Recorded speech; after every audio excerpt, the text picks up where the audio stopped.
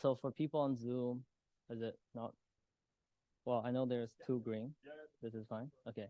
Yeah, so let me know if people raise their hands on Zoom, because this has probably most code snippets out of all the talks so far.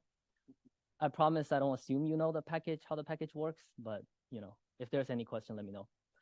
So my name's Jerry. I'm a third-year PhD student at Harvard on Atlas, and this is about a little bit of history, the current status, and future from the perspective of UnROOT.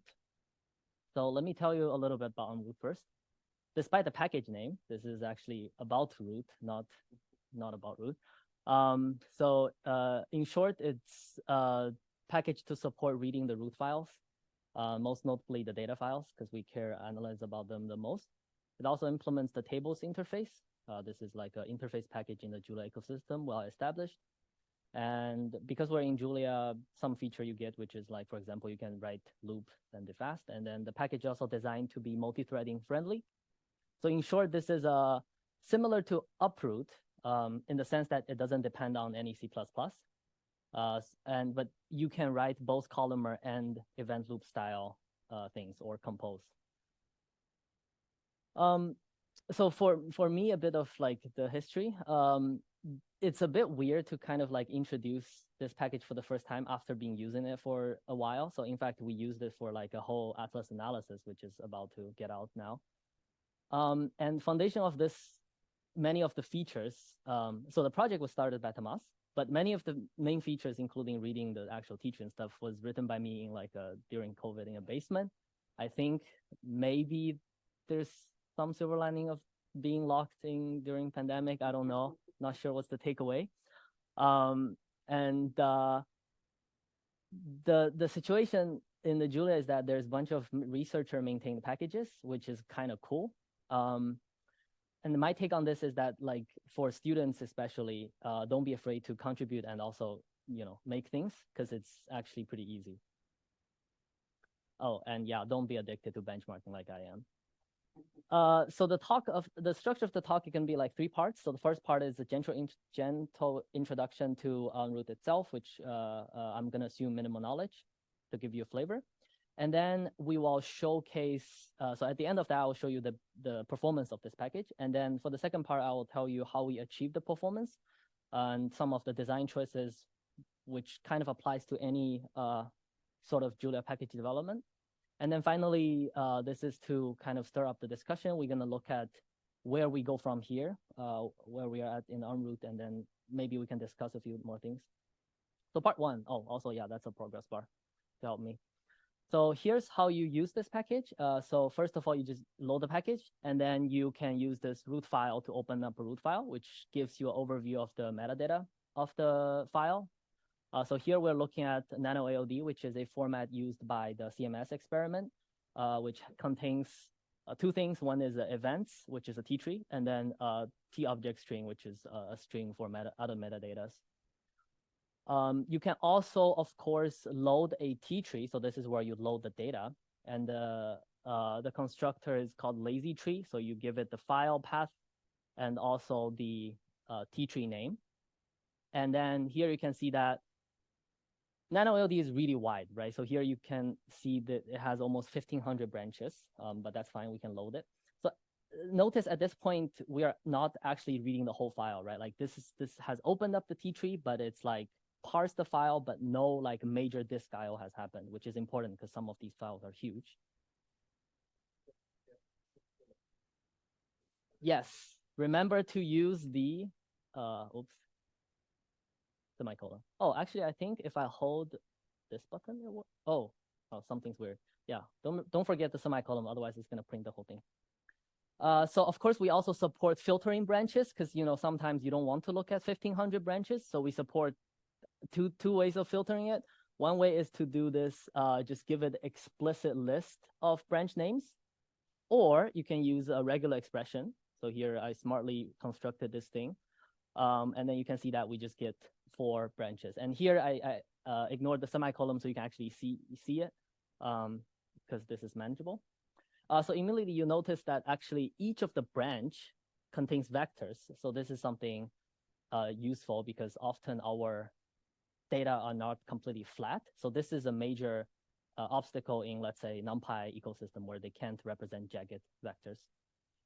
So at this point, there are a few main takeaways. First is if you are doing column analysis, which Philip will show you how to do soon, this is kind of all you know, because you get columns, you get like a table, you're done. You just do your column thing. And then because we are also a table, you can actually already do these columnar selecting or slicing. So right, for example, here you are selecting one branch. Here you are selecting the first 3 events across all branches, stuff like that. Second is that what I highlighted earlier, each column can be arbitrarily complex as long as they behave like a vector, right? So it can be a vector of anything, basically. It can even be a vector of tables, I guess.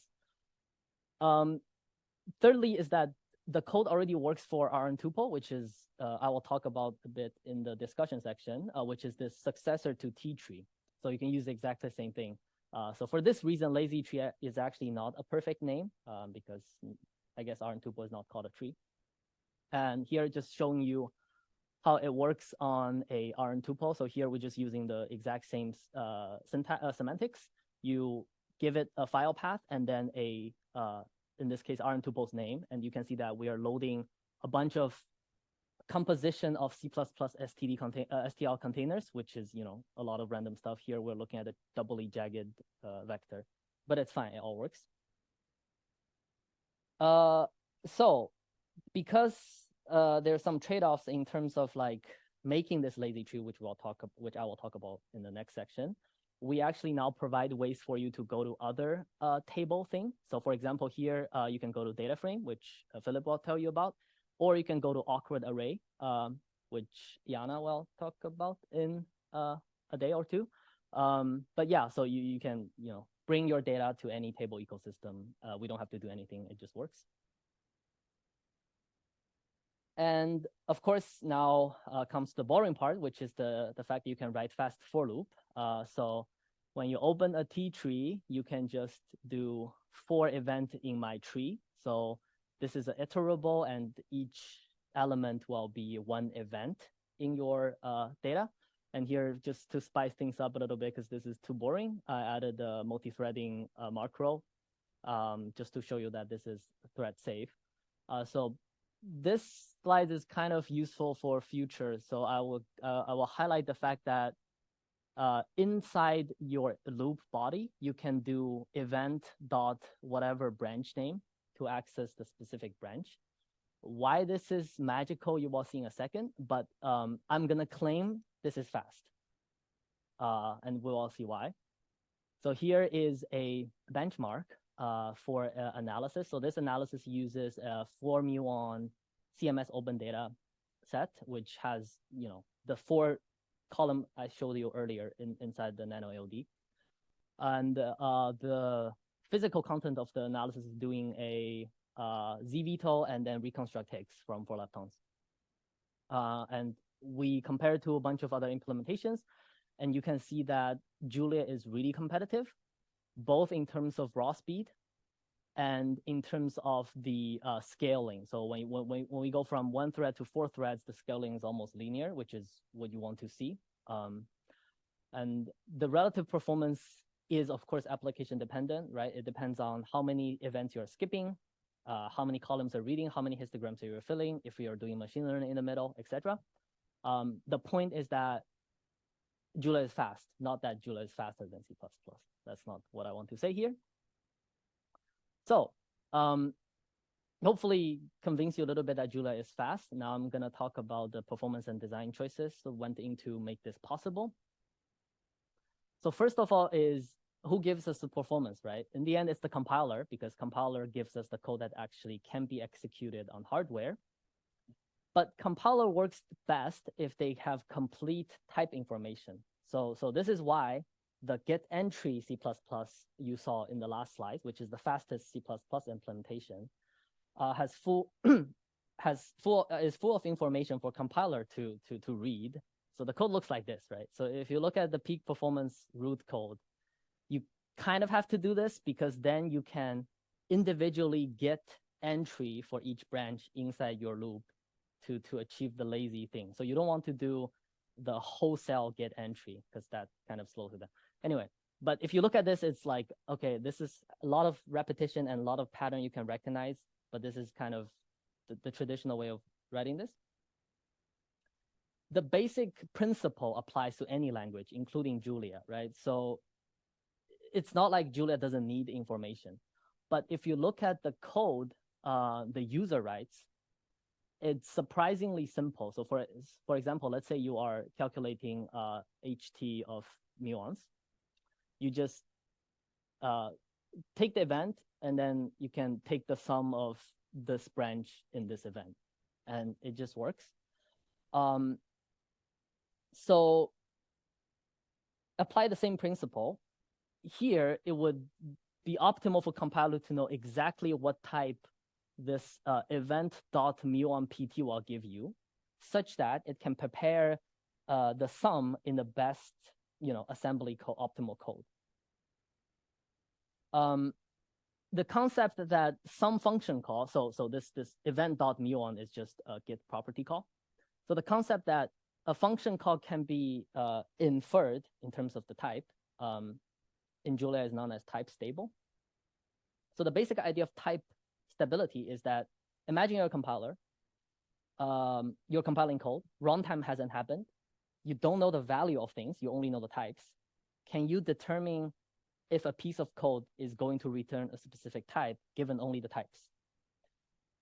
The fact that the TTree have so many different branches, right? So if, for example, if you look at the NanoOD, it probably has like 10, 20 different types, and then there's a lot of names. The fact that it's not homogeneous means that you must encode this branch name to branch type information somewhere in the type system itself. So if it were homogeneous, you kind of don't have to do anything. You just say, oh, whatever user get, it's always going to be the exact same type. But that's not the case. Depending on what user types into their source code, it's going to be different types. And compiler somehow needs to know that. There's actually one thing in Julia already works this way, which is the named tuple. So here I kind of just manually, so this is the way to manually construct a named tuple. So you start with a bracket, a parentheses, and then you have a name equals something, name equals something. And you look at the type of this thing, you will see that the type itself encodes this name type structure, right? This is not part of the value of this object. This is part of the type. And then this is the way to tell compiler this name corresponds to one exact type at compile time. So you can imagine that trying to fully encode all of this puts a lot of stress on the Julia compiler because all this has to happen before any runtime. And this, in turn, becomes latency for the users. So the libraries designed for columners don't want to do this because they can open up some kind of database which like 3,000 columns, and they don't do for loops anyway. So why would I pay for this cost, right? So for example, in data frame, if you look at their design, it's just a dictionary from name to values, right? And then because these are in the value of the dictionary, these are not compile time. So at runtime, when user gets something, it's gonna do a hash lookup into this dictionary and then find the column. And then there's a good read on this, why iteration is slow in data frame by the author of data frames to tell you why this was their design, which totally makes sense. And latency is very tangible because, again, we have wide tables in HEP. So again, this nano AOD is now in its fully glory, which is not really fully glory unless I have like a wall screen. But you can see that it's super, super wide. However, Julia compiler developer team have give us free lunch. So if you look at this, a year ago, so this is on the long-term support version of Julia, you try to open this nano AOD to parse it, it takes like 20 seconds. Fast forward a little bit for a year, so now we're in the current release. It's a bit faster, especially the package loading time, more than half. It's still kind of slow, right? Especially loading up the nano AOD is kind of crazy. I don't think user can accept that because if they're used to Python, let's say. But if you look at the upcoming release, which is going to happen soonish, it's already released candidate 1. You can see that it's drastically better, almost 10 times better, right? So it's a much smoother experience now. Of course, there are things we can do, but I just want to highlight the work Julia gives us for free. Like all these code are run on the exact same source code. I didn't do anything. This is just how things has changed. So the second aspect of the performance design is I told you in terms of type stability, the lazy event thing is equivalent to a named tuple. But there's a reason why it's not a named tuple. And the primary reason is that you don't want to pay for the branches you did not access, right? So often, like, user doing exploration tasks, they just load up a tree because they don't know what branch they're going to need in the end. And then they start designing their for loops. At some point, they're going to add some more access to calculate more things. And I don't want them to pay for the other 1,000 branches they didn't touch, right? So in this loop, actually, the IO only starts to happen for one branch once you actually access it. And then that needs slightly more design into how to make that happen. And this is made possible by using the lazy event as a cursor kind of structure. So if you look at the first printout of this lazy event, so this is, by the way, this is the same event you get when you do for event in tree. I'm just picking one out for demonstration because this event is actually not empty. The first one is empty. But if you look at this lazy event, it records that it's on the second index of this tree. So it's like a cursor going down the tree. And only when you do event.mio on PT, it kind of equivalently goes back and then call the my tree.mio on PT and then at the location it knows about. And finally, this last call is also not just trivially getting things. The last call would look at the catch we have for each branch to repeat to avoid repeated disk IO. And if it hits a catch, we will just read it. If not, we're going to actually now read from the disk. This is because the root file is designed to only be readable in kind of chunks. So those are the kind of the first two parts. And so now looking into the future a little bit, kind of scatter around a little. So first thing I think is happening in the future is this RNTuple. So I implemented it in Python and Julia as a cross-check exercise, which is important because it's about to start to be adopted. This is a wrong for technology. And I actually was able to contribute back to the specification a little bit. In fact, as I'm speaking right now, I think there's an RNTuple meeting happening at CERT, which unfortunately collided. But the advantage is that the RNTuple as a file format has a much more systematic design and then conceptually very similar to Apache Arrow, which is the industry standard format, which is good. And for the people in the room or on the Zoom that kind of know how one of these things work, I've provided like a table for you to translate between. So they call things different names, which is a bit confusing, especially the column means different things. But you can see that the designs are really similar to the point where you can map concepts one-to-one almost. So unlike the TTree, it's conceivable that we will eventually have a fully interpretable cross-language implementation of this format. So currently we have reading only, and it only took me 3 days, of course, after my first implementation in UnROOT. The point is just that this specification is really systematic. And on the reading side, of course, I have followed these breaking changes that has happened as the format developed, and I'm happy to continue. So for example, here's reading a fairly complex file format used by Atlas. So this is called PHYSLITE. If you're on Atlas, you might have heard of this. This is going to be the main analysis format Atlas is going to use in the future. And it's quite complex, right? So even though it only has 664 top-level columns, but some columns look like this. So okay, in English, this is saying I have so this is the column. This is a jagged column, but the content is actually still a jagged thing, and that thing is a struct, right? So this is the column itself is a triply jagged thing. Each element is doubly jagged, and it works. The point is that it works, and it's great. So the discussion question there is, what's our priority in this direction in terms of supporting writing, supporting RNTuple, supporting RNTuple writing? Let me know what's most important. The second thing is quality of life in analysis. So I think Julia as a language is excellent at doing this 80% result from 20% effort. So we kind of tend to be obsessed on some benchmarks to show like how short the code we can write and how fast the code can go. For example, I committed this SYN in one of the ADL benchmarks, which is the analysis description language.